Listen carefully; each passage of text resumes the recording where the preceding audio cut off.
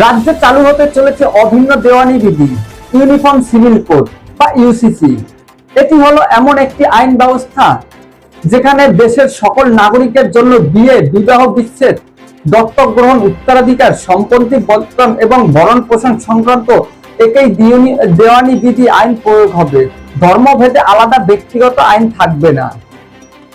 বর্তমানে ভারতের বিভিন্ন ধর্মের মানুষের জন্য আলাদা ব্যক্তিগত আইন রয়েছে, যেমন হিন্দুদের জন্য হিন্দু কোড বিল, যা ছিল স্বাধীনতার পর ভারতের হিন্দুদের ব্যক্তিগত আইন সংস্কারের একটি প্রস্তাবিত আইন।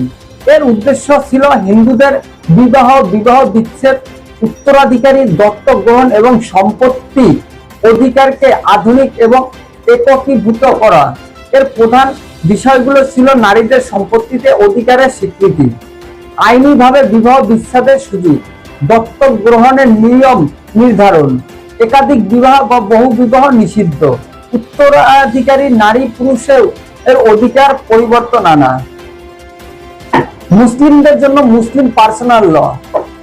মুসলিম পার্সোনাল ল হলো মুসলিমদের ব্যক্তিগত ও পারিবারিক বিষয় নিয়ন্ত্রণকারী আইন। বিবাহ বা নিকাহ। মুসলিম বিবাহ আইন হলো ইসলামের শরিয়াতি ব্যক্তিগত আইন, যা ভারতের মুসলিম পার্সোনাল ল 1937-এর আওতায় পরিচালিত হয়।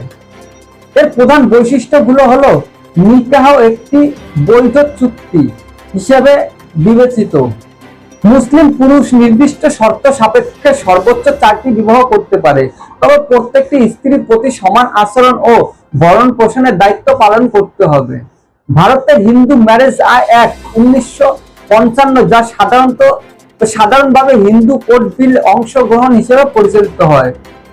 একজন হিন্দু প্রথম স্ত্রী স্বামীর সঙ্গে বৈধ বিবাহ বহাল থাকা অবস্থায় দ্বিতীয় বিবাহ করতে পারবেন না। যদি কেউ প্রথম বিবাহ আইনত শেষ না করে দ্বিতীয় বিবাহ করেন, তাহলে দ্বিতীয় বিবাহটি অবৈধ বলে গণ্য হবে। ভারতীয় ন্যায় সংহিতা 2023-এর বিজ্ঞানী একাধিক বিবাহ সংক্রান্ত বিধি অনুযায়ী তার বিরুদ্ধে ফৌজদারি মামলা হতে পারে। দোষী সাব্যস্ত হলে সর্বোচ্চ 7 বছর পর্যন্ত কারাদণ্ড, জরিমানা অথবা উভয় হতে পারে। তবে যদি প্রথম বিবাহ আইনত বিবাহ বিচ্ছেদ, ডিভোর্স বা প্রথম জীবন সঙ্গীর মৃত্যু হয়ে থাকে, তাহলে দ্বিতীয় বিবাহ করা বৈধ। উল্লেখ্য, এই নিয়ম হিন্দু, বৌদ্ধ, জৈন ও শিখদের ক্ষেত্রেই প্রযোজ্য। তালাক, ভরণ পোষণ, উত্তরাধিকারী সম্পত্তি বন্টন, উইল, অভিভাবকত্ব সম্পর্কিত কিছু বিষয় খ্রিস্টানদের জন্য ইন্ডিয়ান খ্রিস্টান ম্যারেজ অ্যাক্ট প্যারিসদের জন্য পৃথক আইন। ইউসিসি চালু হলে এসব বিষয় ধর্মভিত্তিক আলাদা আইন না থেকে সবার জন্য এক আইন কার্যকর করা হবে। সমর্থকদের যুক্তি, সকল নাগরিকের জন্য সমান আইন, নারী পুরুষের অধিকার, সমতা বৃদ্ধি, জাতীয় ঐক্য এবং আইনি সরলতা।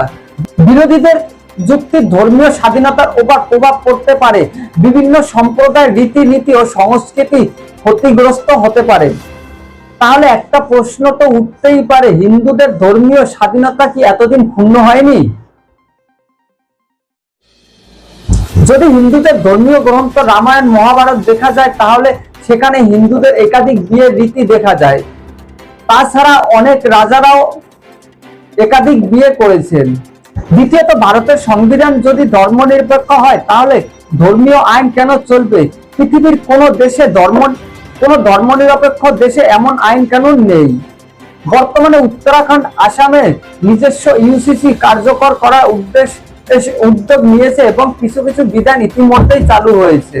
ইউসিসি সারা ভারতে এখনো পর্যন্ত কার্যকারিতা হয়নি। আপনি কি চান ভারতের সবার জন্য একই আইন চালু হওয়া দরকার? তাহলে কমেন্ট বক্সে জানাতে ভুলবেন না।